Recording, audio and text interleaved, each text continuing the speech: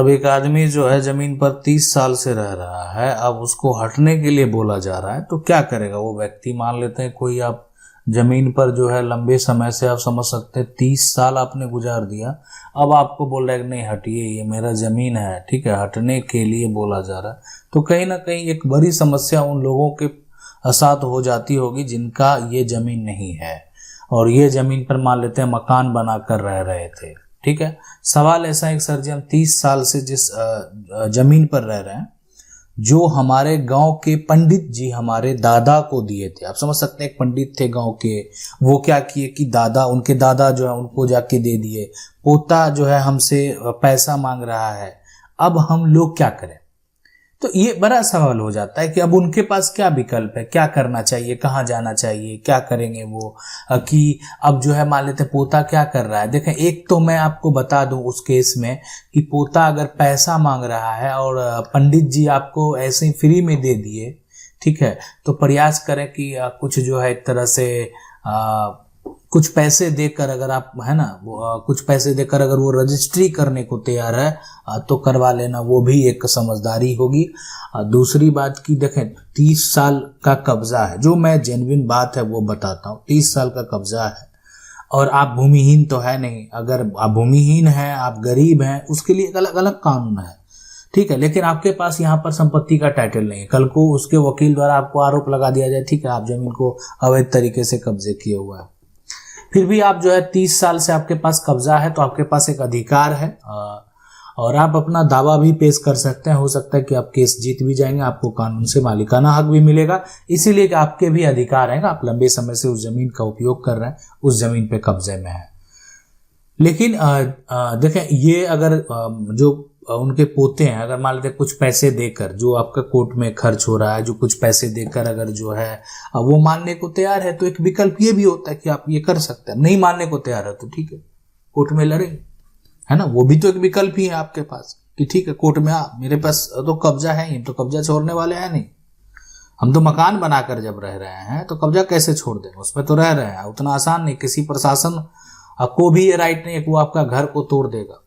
घर खास करके अगर पक्के का बना लिए हैं आप, तब तो कोई भी बिना कोर्ट के फैसले के वो टूट नहीं सकता। तो इसीलिए अगर इस तरह का कोई कार्य कर भी देता है, दबाव भी बनाता है, तो कहीं ना कहीं पंडित जी के पोते को झुकना पड़ेगा कि कुछ ही दे दीजिए, हम जाके लिख देते हैं, ठीक है, एक विकल्प बचेगा उसके लिए कि इसलिए बार बार वो भी कोर्ट जाएगा तो उसको भी तो आप ही पंडित जी के पोते के ऊपर केस फाइल कर सकते हैं कि हमको मालिकाना हक चाहिए, हम लंबे समय से रह रहे हैं, हमको इनके पूर्वज के द्वारा प्रॉपर्टी दिया गया, अब आज जो है ये व्यक्ति हम पर दावा कर रहा है, खाली करने के लिए बोल रहा है, परेशान कर रहा है, तंग कर रहा है, बहुत तरह के आरोप लगाए जा सकते हैं। तो उस केस में जो है यहाँ पर पंडित जी के पोते सोचेंगे कि केस खत्म करो और कुछ पैसे देकर जो है लिख ही देते हैं। तो ये एक पॉसिबिलिटी है। देखें, ये मेरा राय ये है कि जितना कम लफड़ा आगे बढ़े, है ना, जितना उलझन है वो लॉन्ग ले जाने से अच्छा है कि अगर मेरा शॉर्ट टर्म में किसी प्रकार का कोई निपटारा आता है तो ठीक है। अब कोई मानने को तैयार ही नहीं है तो क्या करेंगे, तब तो आपको सामना करना ही पड़ेगा।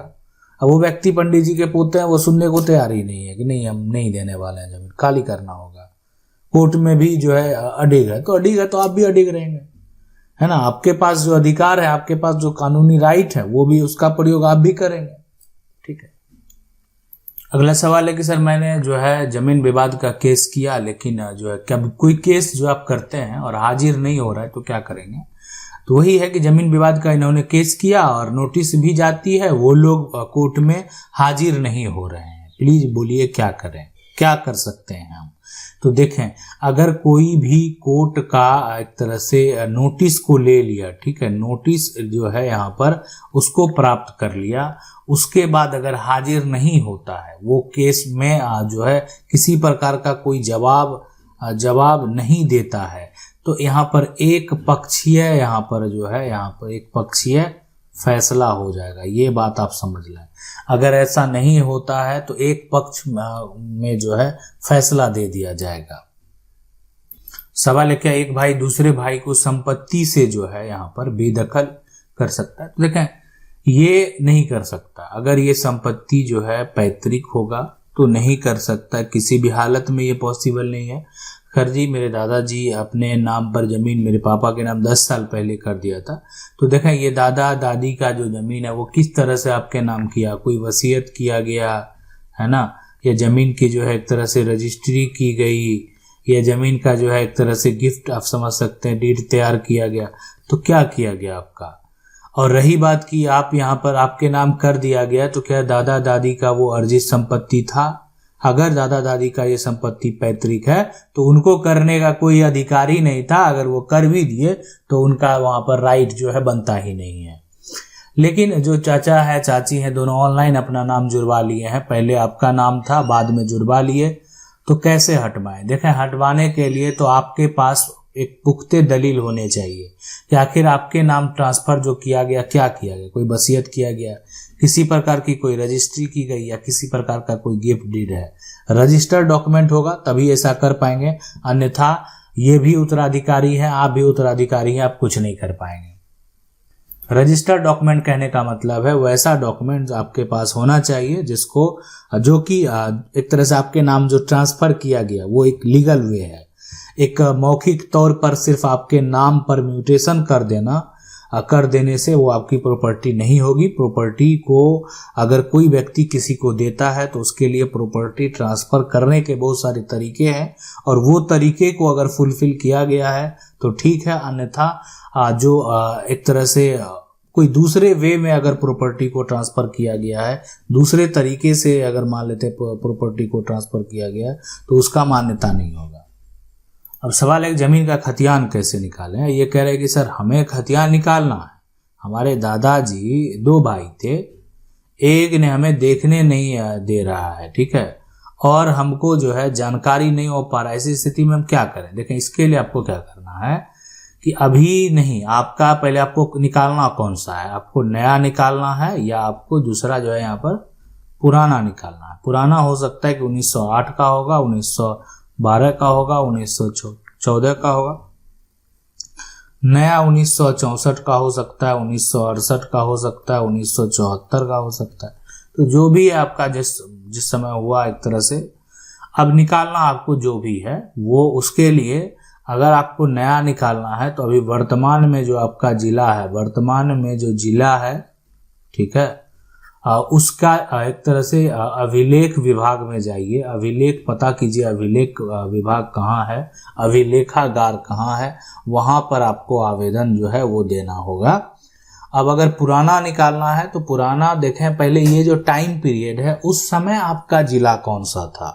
हो सकता है कि बाद में आपका जो जिला बना होगा, जो डिस्ट्रिक्ट है वो नया बना होगा, तो उस समय जो जिला होगा वहां का आप अभिलेख में आप जाएंगे, अभिलेख विभाग में जाएंगे और वहां पर आपको वो पुराना मिलेगा। देखें वसीयत कब और कैसे जो है वसीयत को साबित करें। तो देखें वसीयत अगर आप साबित करना चाहते हैं, ठीक है, करें सर एक वसीयत रजिस्टर्ड नहीं है और घर के सभी लोग उस आधार पर बंटवारा करना चाहते हैं, तो क्या घर के वारिस के अलावा और कोई वसीयत को चैलेंज कर सकता है।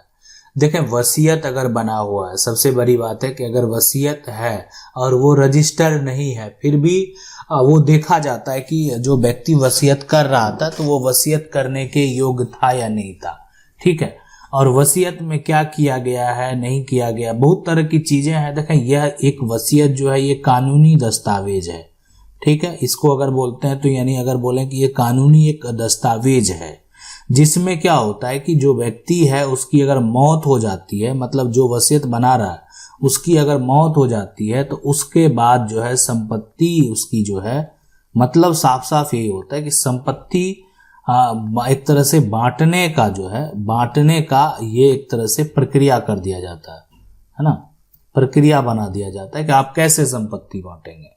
अब उसमें वसीयत को लिखी जाती है, वसीयत में सब कुछ लिखा जाता है, अगर नहीं भी रजिस्टर्ड है, बहुत पहले का है, सब कुछ लिखा हुआ। अभी वर्तमान में वसीयत अगर कोई कर रहा है तो वसीयत को रजिस्टर करा लेना बेहद जरूरी है।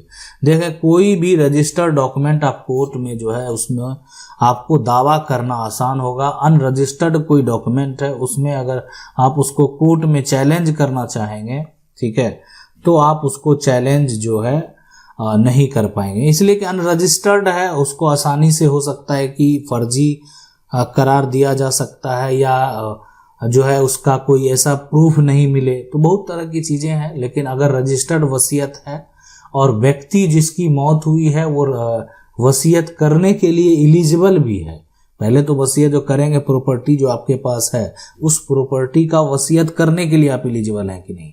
अगर आप उस प्रॉपर्टी का वसीयत करने के लिए एलिजिबल हैं और आपका वसीयत रजिस्टर्ड है तो फिर कहीं कोई दिक्कत नहीं होता है, कभी भी आप उसको चैलेंज कर सकते हैं। लेकिन अगर वो वसीयत रजिस्टर्ड नहीं है तो भी आप चैलेंज कर सकते हैं, लेकिन थोड़ा यहाँ पर समस्या उत्पन्न हो सकता है। ठीक है, आशा करते हैं वीडियो अच्छा लगा होगा। वीडियो को लाइक जरूर कर दें। चैनल को पहली बार देख रहे हैं सब्सक्राइब करके जो बेल आइकन है उसको जरूर दबा लें। मिलते हैं अगले वीडियो में, तब तक के लिए जय हिंद।